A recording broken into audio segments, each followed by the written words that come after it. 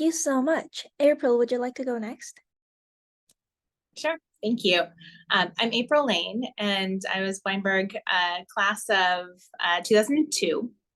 I studied sociology and political science. And while I was in college, I thought I was going to be a lawyer. I was on the debate team, and one program that I was in, the undergraduate leadership program, had a class that changed all of that. And I ended up starting my career in management consulting at the Boston Consulting Group, and very quickly realized that retail was my passion. So I've spent the last 20 years building out kind of new retail concepts for a variety of companies. I was at Limited Brands, which is now L Brands, for some time. I was at Nike, and then spent 12 years at Amazon, on this incredible rocket ship, leading e-commerce there. About 2 years ago, I switched actually over into the media world and took a role as the chief e-commerce officer at Hearst, which is a big media company. For those of you who may have not heard of it, we have tons of magazines, television stations, newspapers. And so I'm in a sort of a digital transformation role now, helping to bring their brands into sort of the modern digital and e-commerce era. As part of that, one of the little notes I wanted to add is Hearst was actually a company I had interned for while I was in college, which I hadn't thought about until they called me to recruit me back in 2021. I'd interned at A&E Television Networks, which was half owned by Hearst and half owned by Disney.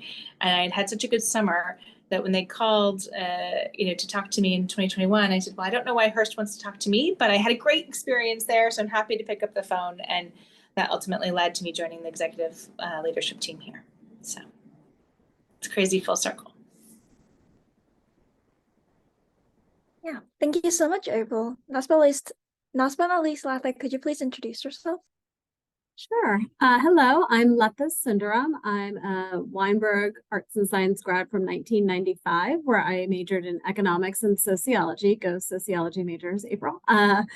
So I was one of those people that was in college thinking I was going to be like every other Northwestern student, and I was going into investment banking because that's what everyone did. You either went into banking or you were going to be a doctor. And I was one of the only Asians that probably didn't want to be a doctor at the time. So I thought I was going to go into banking, but I interviewed at all the banking and financial and management consulting companies, and none of them felt right. And then I happened to interview with what was then Leo Burnett Media back in 1995. And that's where I felt like I was getting a satisfaction for the econ part of my brain and the sociology part of my brain. So I said, all right, I'm going to do it for 2 years, and then I'll go to grad school, get my MBA, because again, that's what everybody does when you're at Northwestern undergrad, I thought. But I ended up staying there actually for 18 years. And I realized that for me at the time, I was learning a lot more on the job and trying new things than going to grad school. So I was with Starcom, which was part of Publicis Media, for 18 years. Tried a startup for a while, and then I realized I missed global and I missed working on larger companies. So then I went to Omnicom Media Group for 5 years, and now I'm currently part of WPP. So it's great to hear a lot of common names from my fellow panelists here, where I'm currently the global client president, overseeing a few of our larger global clients. Great, thank you so much for introductions. Now we'll go through the prepared questions with our amazing alumni. And just a reminder, if you have any questions, feel free to put it in the public chat or send it to private to Anthony, and we'll go through them at the end of our session. So first, let's talk about our life at Northwestern. What were some of the impactful classes or experiences for you in school that led you to consider and pursue your chosen industry/field? We'll go through the order of our introduction. Kip, could you please answer this question? It's first of all, I'm so delighted to be on this panel, and I'm surprised that I have not run into Latha or April in sort of New York media circles. So it's nice to see you. And Latha, say hello to Joe Kelly for me, who basically put me in this job many, many years ago. That said, what I would say is, I think my experience at Northwestern is probably very unlike most people who go to Northwestern. Specifically, I think people who attend Northwestern tend to have a certain amount of focus and drive, and I don't have that. And I did not have that. I was probably the least ambitious, most utterly kind of mediocre student that ever existed. So when I was at Northwestern, I actually matriculated into 3 different schools and changed my declared major 4 times. So I started in Medill as a journalism major, and I transferred to the communication school as an RTVF major. Then I transferred to CAS, where I was an English major, and then finally transferred into the creative writing program. Weirdly, I still graduated on time, so I don't know how that happened, but I guess a little part of me had enough wherewithal to make sure that I covered all of my requirements and was able to graduate. I think the thing for me, because I was thinking through about what my experience was at Northwestern, and to be clear, I graduated in 1990, so that's a very, very long time ago. And just trying to think about what my experience at school was like, 2 professors and 2 classes, I think, impacted me tremendously. One was I took a series of art classes from a professor who worked at the time named Philip Chen, who now works at Drake University. And his specialty was printmaking. And if you know anything about printmaking, it's very much about process. So it's about creating, whether it's lithography or intaglio or etching or any of those things. It's very much about sort of the process of creating things. And then the woman who ran the creative writing program in poetry, her name was Mary Kinsey. And she had a tremendous impact on how I think about work, specifically as it relates to, Philip's class was all about process, and Mary's class was very much about thinking creatively. So what we would call design thinking nowadays, right? And so I was a creative writing major in poetry where there were 5 people in my cohort. And of the 5 people in my cohort, everybody else except for me went on to get their master's or PhDs and became poets. I did not become a poet. I went on to get my master's degree in something else at Columbia, and then I went to Stanford Graduate School of Business. But with Mary's class, it was about being able to take something that was a nothing and make it into something. So for example, at the beginning of the week, we all got an assignment where we had to write a poem about, say, a pencil. And you would think that 5 people would write the same poem in this rhyme scheme about a pencil, and everybody else came up with radically different things. And so what it impressed upon me was being able to take something and basically nothing and make it into something. So for me, I think my biggest takeaway from going to school, and specifically at Northwestern, was understanding how to take an abstract idea and make it into a real thing. Yeah, thank you so much, Kip. April, would you like to go next? Sure. There were really 2 classes that I think impacted my career in a pretty important way. The first I mentioned in my intro as part of the undergraduate leadership program. And I don't know if this still exists, but at the time it was a program you could get into for your sophomore year. And it was, I think, across any discipline.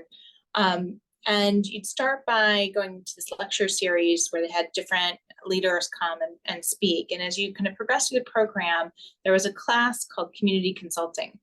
And in that class, you were put into groups of like 5 to 7 students, and you were assigned a nonprofit in the Chicago area that you would work with as a consulting team. And in that class, I was paired with a woman who was a year ahead of me, who had summered at Bain. And when we did our community project, we did it for the Illinois Math and Science Academy, and we were consulting with them on how to create a leadership development program for their students. And through that process, the colleague of mine who, other fellow student who had interned at Bain was like, oh, this is exactly what we did in management consulting. And growing up in Arizona, I'd never heard of management consulting. I thought I was going to be a lawyer. I was like, oh, this is fascinating. I love this, process. I love the idea of learning about a problem, taking a bunch of smart people to try to figure it out and coming back to the client with a solution. And so that opened my eyes to thinking about Bain, BCG, McKinsey, and management consulting in general as a possible career path. So that was number one. The second was, as a sociology and political science major, I didn't necessarily sharpen my analytical pencil at Northwestern the way that I thought I needed to in order to be prepared for a job in consulting. So after my senior year, when I landed a job at BCG, that spring, I petitioned to get into a 300 level industrial engineering class called entrepreneurship, taught by Professor White. And it was a phenomenal class. He thankfully let me in. I was actually kind of surprised he did because I didn't have any of the prerequisites, but I asked, to be let in, and he saw where I was going after college and understood why I would want to take this class. And I got to spend a quarter learning how to build a business case, learning how to use Excel to do financial modeling, and kind of a lot of the foundational skills that would help make me successful in consulting. So. Yeah, thank you so much, April. Latha, would you like to share your experience?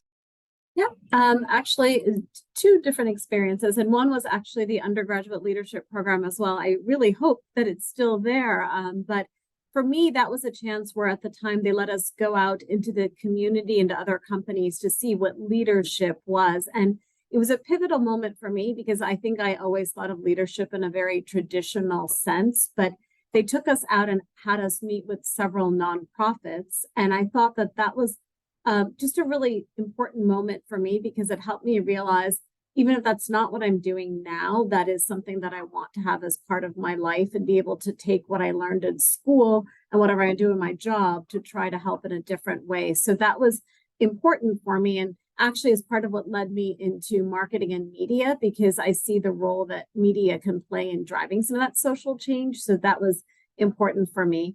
And the second experience was actually being an RA. I had a chance to be a resident assistant my senior year, and I never thought again about redefining leadership. That was a moment where when I was then interviewing for programs, I didn't have a marketing class I took. I didn't take anything relating to advertising, but I found that a lot of the questions were asking about, tell us when you had a stressful moment, or tell us when you did something. And it really reminded me that it's not just what I did in the classroom that mattered, but it was what you did outside of that that was really important when interviewing and trying to get a job. Yeah, great. Thank you so much for sharing all of your experiences. Next question is, can you tell us about your first job and whether it was exactly what you were looking for? So we'll go in the same order, please. What's so funny about these questions is it assumes that you have a point of view about what you're going to do. And I feel a little bit like a schlub compared to Latha and April on this panel, because like I was not in that leadership thing. I was probably doing something else that probably I shouldn't have been doing. But that said, so I like to say I have what I think are two first jobs. So my first job out of undergraduate school, graduating from Northwestern, was I did an apprenticeship at an advertising agency called Ogilvy and Mather. And I specifically wanted to be a creative, meaning I wanted to be a writer. But I foolishly showed up on my first day of work wearing a tie because I thought that's what I was supposed to do. And they needed somebody to be an account guy. So I had to sit into an account meeting on my very first day. I'm not an account guy by no stretch of the imagination. So that I was a creative that got pegged as an account guy early on in my career, my first job. Then I went to grad school, and then my second job was working at a magazine covering technology. And so what both of these jobs did for me in terms of trying to put me into some kind of trajectory was it helped to identify the things that I knew I wanted to do, the things I was interested in, and the things that I was not interested in. So I was not interested in being an account guy, but I was very much interested in technology. And I was very interested in telling stories and trying to find a way to marry my interest in writing and technology and media. It took a very, very circuitous path, but it ended up becoming a communications guy. So. Yeah, lovely. Thank you. April, could you go next? Kip, I love your stories. I seriously, after this, I feel like Kip and Lathan, I need to go have lunch in New York sometime. But my first job was at BCG, as I mentioned before. It was in consulting, and I think it was exactly what I was looking for, right? I didn't know what I wanted to be when I grew up. And so BCG was a chance for me to spend a couple of years learning about a variety of different industries, learning how to be a business person, whatever that means. Really kind of honing some of the skills I'd actually developed in college. So I spent a lot of time using qualitative research skills, doing customer insights work, using, like I said, analytics. And I think it really helped me kind of continue to learn and develop a curiosity about problems that, has, I think, gotten me to where I am today. Great, thank you. Latha, could you go next? Yeah. I think my first job was a bit of what I thought, because I think they did a good job recruiting. My first job was in media, just as a media buyer planner at the time. So you spent half your day buying media and half your time planning media. But what I didn't realize was how much responsibility you would get so fast coming out of college. I thought, what is someone doing giving me the chance to decide where $15 million actually goes? And I was surprised by that at the time. But then I realized that a lot of the business and marketing, I think it shows for all of us, you get a lot of responsibility very quickly, even though it may not seem relative to the pay, which in this industry is historically lower, especially at entry level. But it was also a reminder for me that responsibility is definitely more important than anything else. I had friends that were making 3-4 times what I was, but they were just sitting in spreadsheets and uploading data all day. So it was a job, it definitely exceeded my expectations for responsibility. And it was just a reminder, probably I didn't realize it at the time, that, it's more important on what you do versus everything else along the way. Great, thank you so much. We'll move on to the next question, which is, can you tell us more about your job function today and if you work crossover with other industries? So, yeah. Yeah, it's interesting because I think that this segment that we're in, or this breakout we're in about communications and marketing, is actually inclusive of a lot of, I suspect, a lot of the conversations that are happening in the other breakouts as well. So I currently I'm the Chief Communications Officer for Publicis Health. We are a global healthcare advertising agency network. If you watch TV or if you are online and you see ads for things like Sky Rizzy or God, I'm trying to think of, anyway, drugs, that's what my company does, at least on the surface. So I think that the thing about advertising or marketing in general as a discipline, it's changed dramatically over the past 20 or 30 years. So I remember back when I was at Northwestern and I was going through the recruiting cycle with companies coming in. I actually was interviewing weirdly interviewing at both Bear Stearns and at Leo Burnett. I'm not either a Leo Burnett or Bear Stearns person, to be totally clear, right? But those were kind of what the offerings were, and that kind of gives you a sense of, in the early 90s, kind of the trajectory that people kind of go through. I think the thing about advertising and marketing today is that it's not just about, historically, it's just been about sort of the messaging, right? So what you, in advertising is a TV commercial or radio spot or something you see in print and magazine. But so much of what happens when it comes to marketing communications is tied to things like e-commerce or business transformation or design thinking. And so I think that there's a huge opportunity nowadays when you think about marketing and communications as a discipline or a career trajectory go down, that it requires lots of different kinds of thinking. So you have people who are very, very analytical, and you have people who are very creative as well. And I think that those historically have tended to be very polarized, right? You are either an analytical person, you're either a creative person. And I think what marketing communications affords is the opportunity to find yourself at that intersection.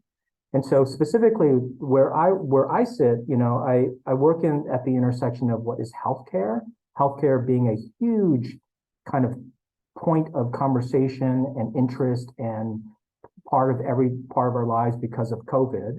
Marketing, of course, technology, and design. And so I think that if you have a liberal arts education like what you get at a place like Northwestern, and specifically at a place like College of the Arts and Sciences, being essentially a polyglot in lots of ways, or this is a management consultant thing, the T-shaped person, like you have a very broad skill set, but then there's one thing that you're very good at. So I'm pretty good at Asian, so pretty good at math, and I've always been, but I've also been a creative person, right? So I always think of my T-shaped person is that I approach myself as a creative and as a writer, but if you need me to make a spreadsheet, I can do that as well.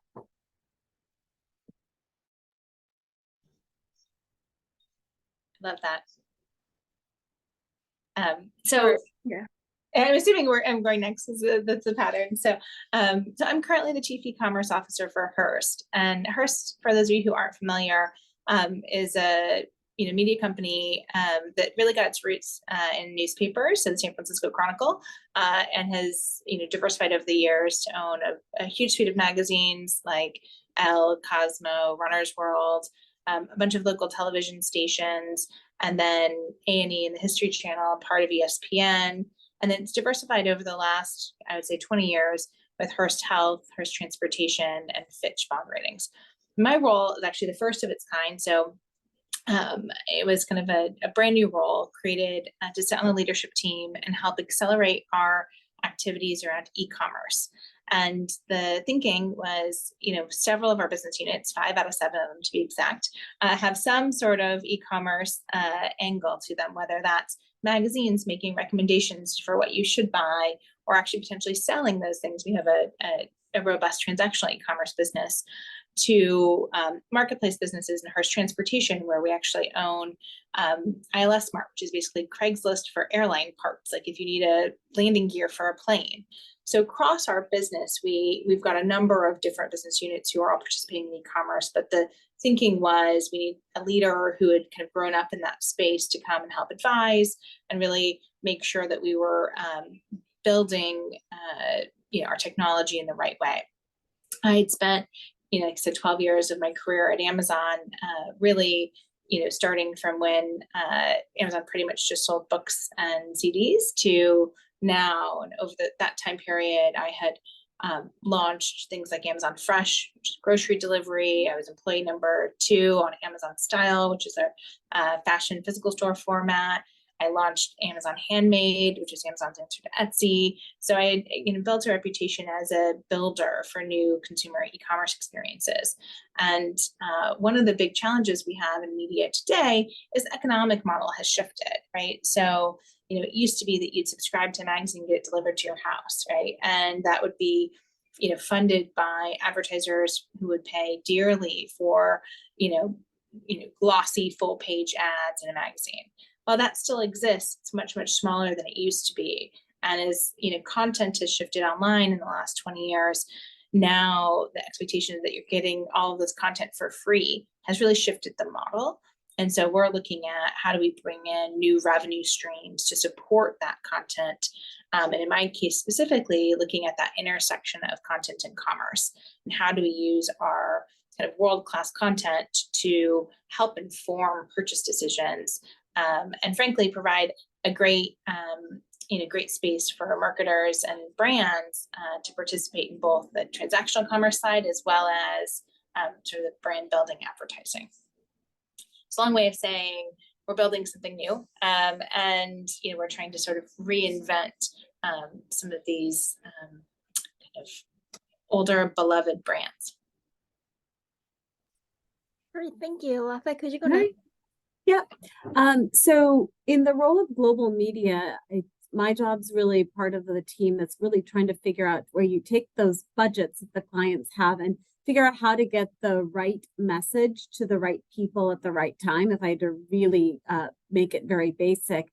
And what makes that more challenging day by day is there's just so many different choices for where we can get those media. So I know back when I started, there were far fewer TV stations. This thing called the internet hadn't really started, and now there are all these places. So it's really about making sure we're getting the media messages out there and building that connectivity. And I think going back to the benefits of a liberal arts education, I don't think there's a single day where I'm not somewhere straddling between the spreadsheet and PowerPoint. I feel that it's very much the life of being in liberal arts. You're getting into the numbers, you're getting into the details, but you're also understanding the stories and the connection and the human part of that. So I do think that's an exciting part of the job. And Kip, I like what you said about T-shaped leadership, because I never realized how important that would be to be able to go really deep on one thing, but also to be able to come back up and see how to connect the dots. And I think that's something I probably never realized when I was in school, but I probably use every day on my job in media now. Yeah, great. Thank you so much. We'll move on to the next question, which is, what are some trends you see in your profession, whether related to pandemic or not? And if you're talking about pandemic, we would also love to hear, what are your organization's expectations for working in the office or remotely? So I'm gonna just quickly mention, so with regards to the pandemic, I think that, so selfishly, I'm going to say this thing, which is, so Publicis Health, our whole spiel is about healthcare, right? So one of our strap lines is healthcare marketing is healthcare. And our explainer for that is, you could get a pill, and without the information that surrounds the pill, this pill could either cure you or kill you, right? So part of healthcare marketing is about essentially empowering people to understand how to take care of their health and wellness. We made this very bold statement during the pandemic, which is every marketer has become a healthcare marketer. So if you are an airline, for example, at least in the early days of the pandemic, you had to care about health and wellness. If you are a retail outlet, you need to understand how health and wellness was going to impact people going into the traffic into your store. So in terms of crossover and trends, I think that the idea about our physical health and wellness is something that is going to kind of permeate lots of different businesses, not just what is traditionally thought of as health and wellness. I think that we all have a collective sense of trauma related to a global pandemic. And I mean, you know, certainly many of us have experienced illness and death during this time. And so sort of thinking about mortality in a way is very different today than it was, I think, pre-pandemic. I think for those of us who are old enough to remember 9/11, it's a similar psychic wound that happened when 9/11 happened. So we're still too close to the pandemic, but I think that there are some things that we'll continue to see down the road. With regards to, I think, Jay, you asked about hybrid work. So during the early days of the pandemic, literally one Friday we went home, and then we didn't come back to the office for a year and a half. Like literally we all disappeared into the world.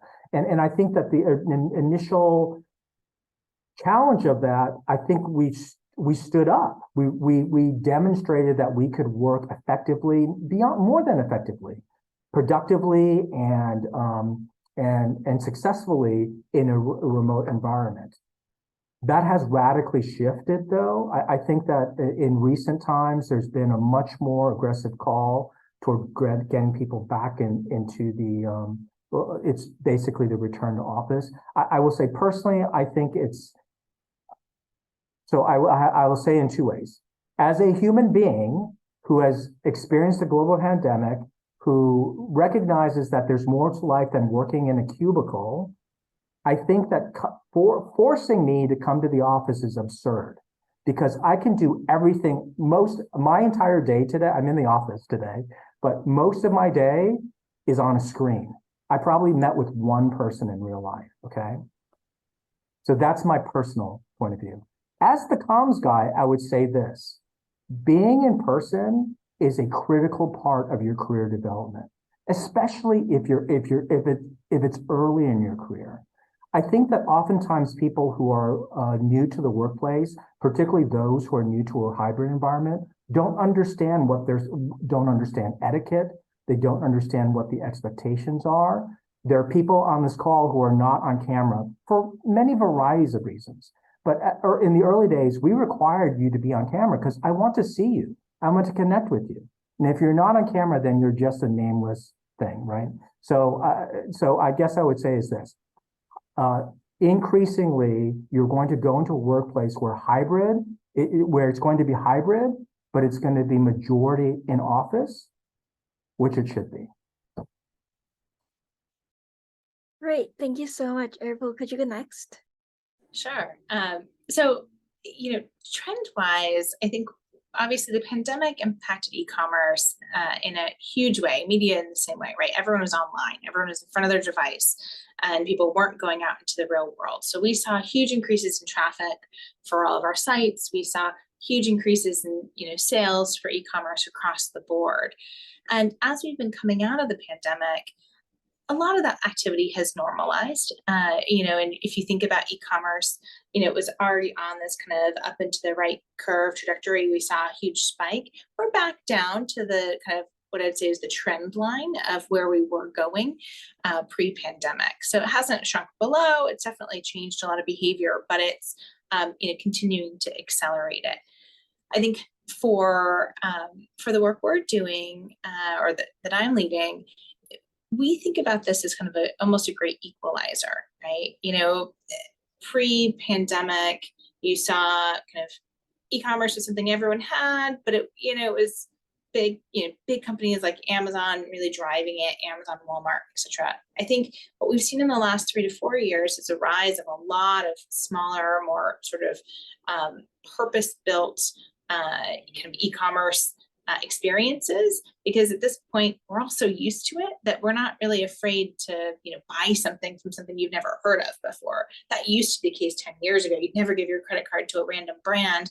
Now I feel like every 2 minutes I'm getting an Instagram ad for a new brand and I'm like, oh yeah, maybe I'll buy that. Okay, I'm not afraid of it anymore. So I think it's really democratized e-commerce in a really interesting way. As far as how the pandemic has shifted the work environment, I couldn't agree more with Kip. Both perspectives. When I sit in an office, 4 days a week, and I'm at home 1 day a week, and I'm in front of a screen most of the time. Right? My team is based in Seattle, but most of our colleagues are in New York, and I go back and forth, and so we're almost always on a Zoom. But I think that especially early in your career, the things you learn sort of outside of those meetings, the hallway conversations, the things you pick up by listening to how your coworker might describe something to someone else, or how they might pitch a client, or how, just I want to say it's like the intangibles, but that's where most of your learning actually happens. And that's really impossible when you're at home 100% of the time, in front of your computer. And as a leader of a fairly large organization, for me, I love the fact that when I'm in the office, I can see people at all levels of my team. I don't just see my direct reports. I see their teams and folks who work for them, and I'm able to interact with them, whether it's at the kitchen grabbing a coffee, or in the elevator. There's all these moments where you get to, I guess, show up as a human, and in a way that I think actually makes the workplace a lot more fun and, frankly, a lot more accessible. I think when you're just limited to, the meetings that you attend on Zoom and you're sort of behind a screen at home, you miss that. And to me, I think some of the best relationships and networking I've ever done is it's in the halls of an office.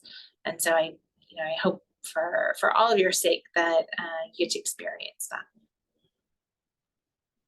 Great. Thank you so much. Latha, could you share your experience? Yeah, I think in terms of the actual trends that hit the media industry, you guys have hit on the major ones. The trend actually, aside from the pandemic we're facing now, is the writer's strike and how that impacts content and what's out there. So I think as an industry, we're starting to look more at that versus any delayed impact from the pandemic. But in terms of getting together, absolutely agree. It's those moments in person I remember early on that shaped my career the most. So now we're trying to reconcile how we create that. It was interesting. We just got, we do a lot of employee surveys. I'm sure April and Kip, you have the same. And we're struggling right now because the generation that just got in the workforce, perhaps in the last 3 years, the number one issue is, well, I'm not getting enough coaching. I'm not getting enough training. Yet we grew up in a time where a lot of that coaching and training wasn't in a big classroom, but it was someone sat down next to you and showed you how to do something or pointed to a screen. And so we're trying to figure out how we get that kind of intimate coaching and training without necessarily being in person. And we'll figure it out. We're hybrid here as well, a few days in the office, few days at home. And I think we're trying to reconcile that.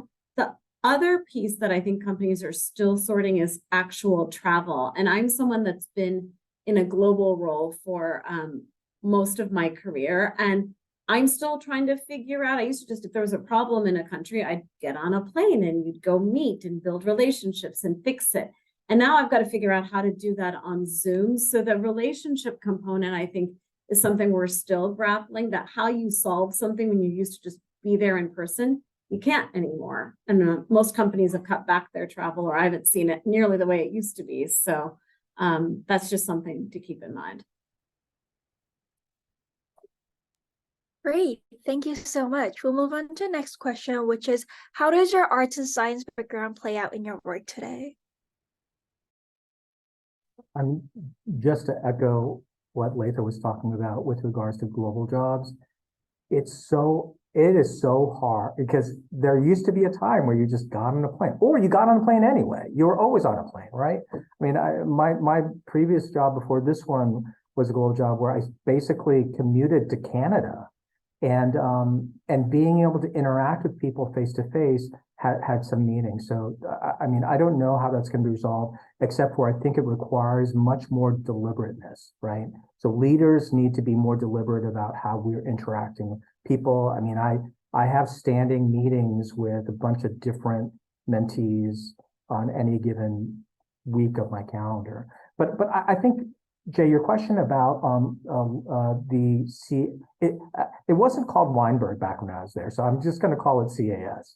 So the CAS education, I think it's interesting too, because my son is currently a senior in high school and he's applying to colleges right now, and he's looking at a variety of different colleges. His number one choice, weirdly, is Northwestern. I went to Northwestern. His uncle went. My younger brother, his uncle went to Northwestern.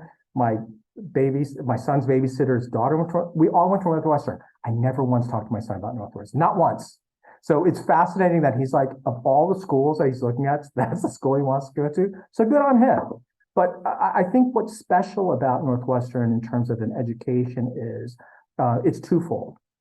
One is, to some extent, we are all because there's a certain amount of core curriculum that you need to have, we are all kind of educated in the same way.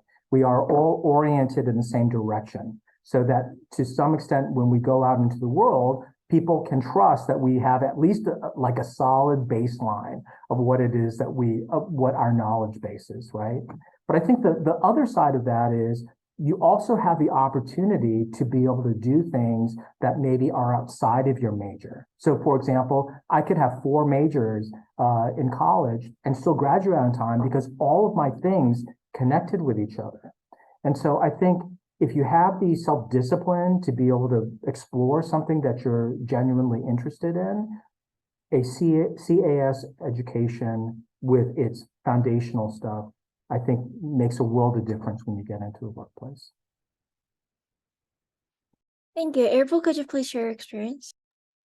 I agree. I mean, I think we've talked about this a lot, so I'll keep it short, but I think that versatility of a liberal arts education is so important, because you learn everything from how to communicate, to how to think critically, how to solve problems. And it might not be about a specific discipline the way like an electrical engineer is going to learn about, how to build something. It's more applicable to a broader range of topics. And I think ultimately it produces really great, what I'd call general athletes, folks that, you can take and put into a situation, put into a business problem and have them, sort of assess it, figure it out and come out with a good outcome. And I think that's actually, frankly, the majority of the types of jobs that are out there these days, minus software engineers. So if you have that inclination, go be a software engineer. But beyond that, I think it's one of the best majors you can have, one of the best things you can study in school. And, Latha and I were both sociology majors and didn't go into social work, right? It's a great, I guess what I tell students all the time is study things that you're passionate about, study things that you love, because you're going to learn the most. And then you can take those learnings and, apply the types of thinking into new problem areas. Even if it's not a one-to-one translation the way it would be in, say, engineering. Thank you. Latha, could you add a few words on that? Yeah, I think everyone's pretty much summarized the benefits of a liberal arts degree. I do think, though, coming out of college, it was hard for people on the other side, recruiting, to understand, because if you had somebody with a business degree or an advertising degree, and I remember when I was sitting with the recruits when I started at Leo Burnett Media, I think in a room of 20, every other person except for two of us had liberal arts degrees. Everybody else was in a media or advertising major. We didn't even have that, right?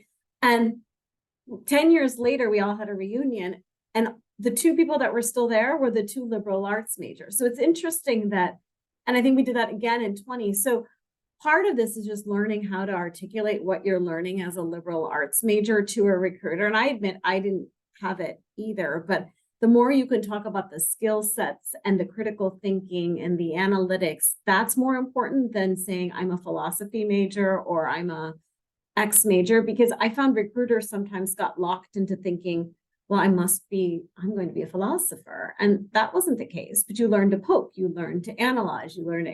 So would encourage you to think about how you want to share your narrative when you're looking for jobs, because we all get it, but not everybody else necessarily does. So, I'm sure all of us would be happy to help with that too. Great. Well, thank you to our alumni for all of those questions. Thank you to Jay for asking them. We'll now move into the section of students from questions. If anyone has a question that they'd like to start off with, feel free to unmute yourself. I also have some questions that I've gathered that were sent to me privately that I'll be sharing. But if anyone wants to kick off, with a question, feel free to. Okay, well, we will dive into one of our first private questions. One of the key themes was a lot of the alumni came from different industries and also didn't anticipate ending up in this industry, coming from a variety of career paths and now also working in different industries within communication. What skills have remained important in every position that you've held so far?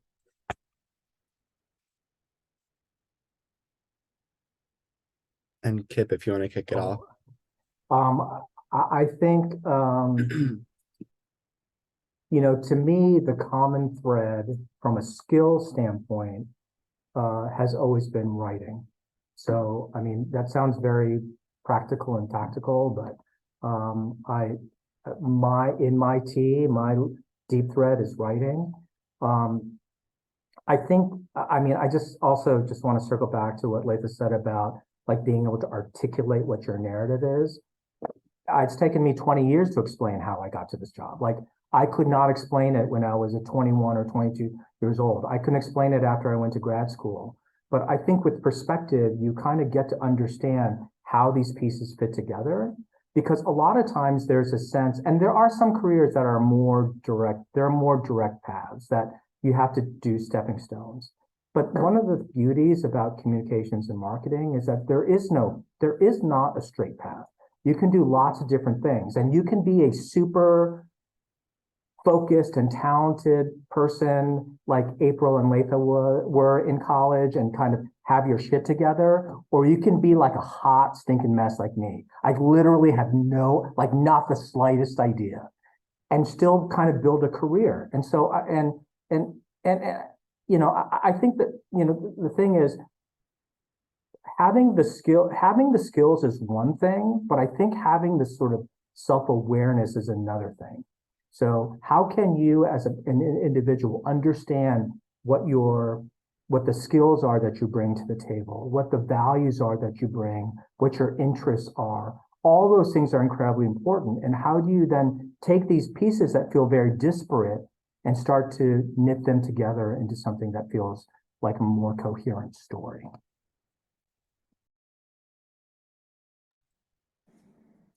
I think that knitting together your story, I 100% agree with you, takes time, and sometimes you make decisions that you don't realize fit into the narrative, and then later on you're like, oh, actually it fits really nicely. It creates this really great narrative arc. But going back to your question, Anthony, what's the sort of one skill that kind of threads the needle throughout everything?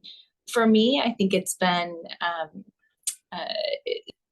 really, it's following the customer. And so I hate to say, it sounds kind of cliche coming from Amazon, but starting with my sociology degree, very early on at BCG, I did a ton of consumer insights and consumer research, and used qualitative research methods to understand, hey, what are people thinking about next? And while customers don't tell you, hey, go build product X, right? They tell you, hey, I've got this pain point.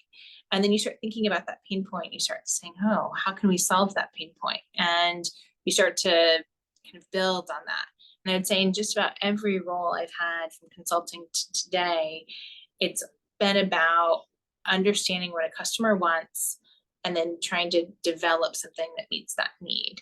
And so really that customer insight, their qualitative research methods, even though I don't do the research myself anymore, now my team does it or we outsource it, still ingesting it, making it a priority, and spending time with it is really important. In fact, just Friday, we had a great, qualitative research report out on some work we did this summer that is instrumental in how we're thinking about a new opportunity.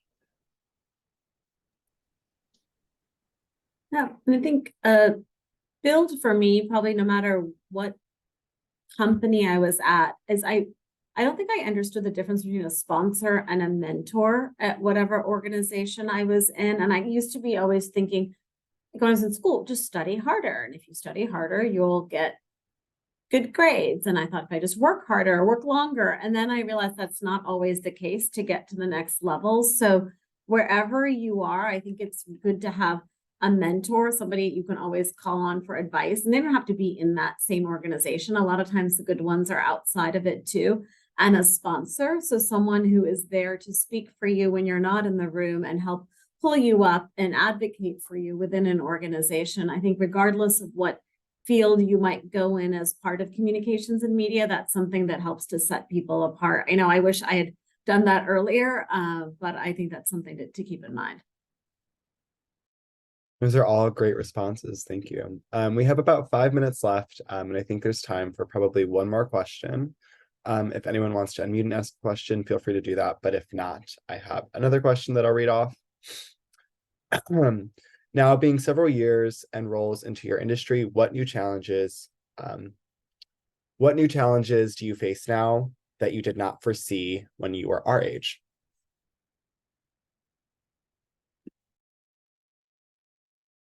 Gosh, so many. I think really quickly, I would say this is that oftentimes you think that the closer you are kind of to the center of power, the more like that's where the grownups sit. And I will just debunk that as a myth, and that's totally not true. People, leaders of all stripes, of all levels of their careers, I think still have to work through and think about what it is that they're trying to accomplish. The one thing that I would say is, if I were to give one piece of advice, it is to choose your bosses wisely.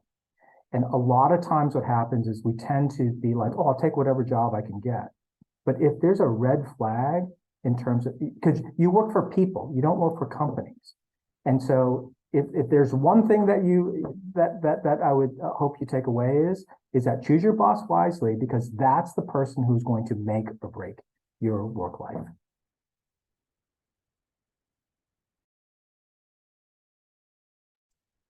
I would echo that 100%. And then when you become a boss, treat your people well, because you'll be surprised at how important. My first manager at BCG pulled me aside on my very first day of work. It was, I was bright-eyed, bushy-tailed, 21 years old, like many of you. And she said, it's my job to make you the best consultant you can be. And that's what I'm going to focus on. And if I do that, all of our projects will be fine. And she meant it. And she spent all this time, she poured her time and energy into me. And we had a great, successful project. And, I went on to, have a great, time and a great career at BCG.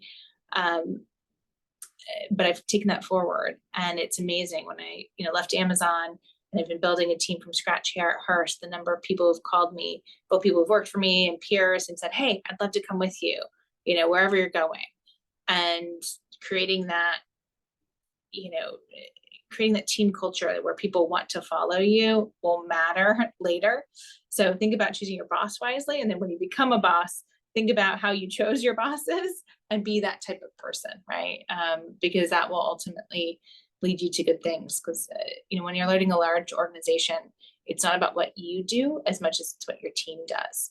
So the more you focus on hiring and develop a great team, the better off you'll be. Now, I think if I looked back on the media industry from the past several years, it's changed so much. And I mentioned earlier how the internet was so different, or there wasn't anything called digital or TV. And I think it's reminded me it's always important to keep learning and growing. And none of our fields, there's nothing you can study for and then be done once you start it. It's always going to be learning and growing. So I know that's always been parts of my life where it's easier than not to stay current and learn. But I think that's something to start early. I wish I had, when in my 20s, always carved out time to read that new book or read these articles every day. I find that the people that are still relevant now after 30, 40 years in the business are the ones that always read and grow with the industry and with the business, especially with communication and media. It's going to be completely different by the time you guys get out there too. So encourage you to keep learning and keep being curious.